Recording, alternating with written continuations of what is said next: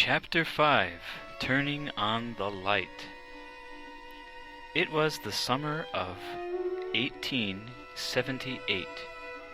Tom had been working hard for a long time. He was thinking about taking a vacation. Then, a friend invited him to join a group of scientists. They were traveling by train to Wyoming to see an eclipse of the sun. Tom decided to go. He had been working on a machine he called a tasimeter for measuring temperature.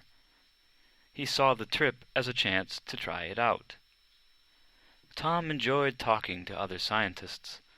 After the eclipse, he and his friends traveled on together by train. It is said that Tom persuaded the train engineer to let him ride on the cowcatcher, the metal grate on the front of the train. This way, Tom had the best view of the spectacular scenery, until the train came to a tunnel and he had to get back inside the car. At this point in his life, Tom wasn't sure what he would work on next. On this trip out west, he stood and looked at the Platte River rushing by. He wondered out loud to his friend why the power of the river's flow couldn't be used to provide electricity to miners nearby. They were drilling for ore by hand, and it was obviously slow, hard work. Tom's friend told him about a man he knew in Connecticut who had found an interesting way to use the power of electricity. He could send enough electricity to light up not just one arc light, but 8. An arc light makes light when an electric current jumps across the space between two carbon rods. The problem is that the light is harsh and bright. Arc lights also threw off sparks and could start a fire indoors. They were better suited for using outdoors. Up to now, indoor lighting came from candles, oil lamps, or gas lamps. None of them gave off enough light to do much after dark. Gaslight had been around since the early 1800s, but it was expensive. Gas lamps made walls black and dirty. Sometimes its smell caused headaches.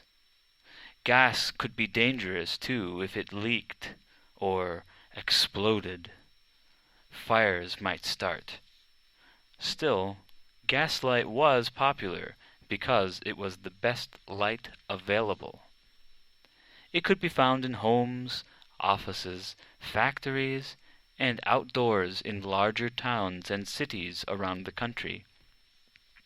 Tom was eager to see how the man in Connecticut was using electricity to light up his 8 arc lights. He was surprised and interested to find out that the man was not using batteries, but a small generator made of a magnet and coils of wire. Tom was very impressed with the 8 arc lights, but he went home knowing that if he was to succeed with electric light, he had to develop a simple light bulb, which gives off a bright, soft glow from a heated filament or material inside the bulb. This was known as incandescent lighting. Tom was all fired up to work on electric light. He knew that other people around the world were working on this too. He wanted to be the first to succeed, but he knew that inventing a working light bulb wasn't enough. He had to invent one that could be sold at a price people could afford. Tom also knew that he would have to figure out how to provide the electrical power to light up the whole neighborhoods, whole cities, in fact the whole country. That meant building power plants to provide the electricity. Never shy about talking about his inventions, Tom wrote in his notebook, "The electric light is the light of the future, and it will be my light unless some other fellow gets up a better one." It wasn't long before Tom was boasting to reporters that he would have his electric light ready in weeks.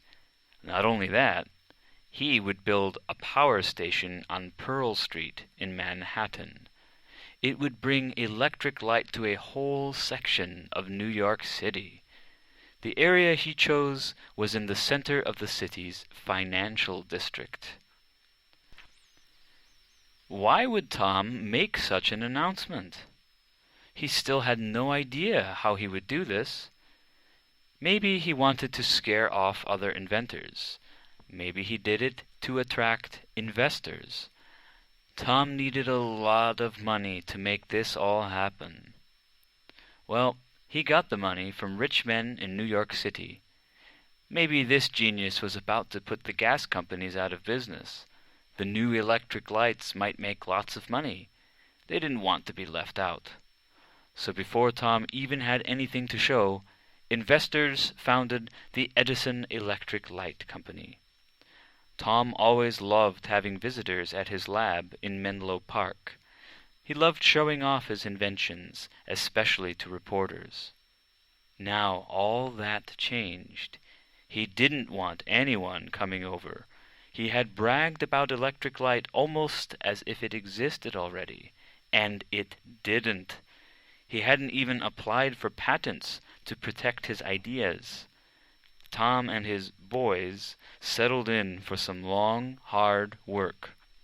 First, and most importantly, they had to make a bulb that was a vacuum. That meant no oxygen, a gas in the air we breathe, could be left inside the bulb. A filament will glow much longer if it heats up in a vacuum. Tom hired a fantastic glass blower who could give him almost perfect hollow bulbs. And luckily, at about this time, a vacuum pump had been invented. It could suck almost all the air out of the bulbs.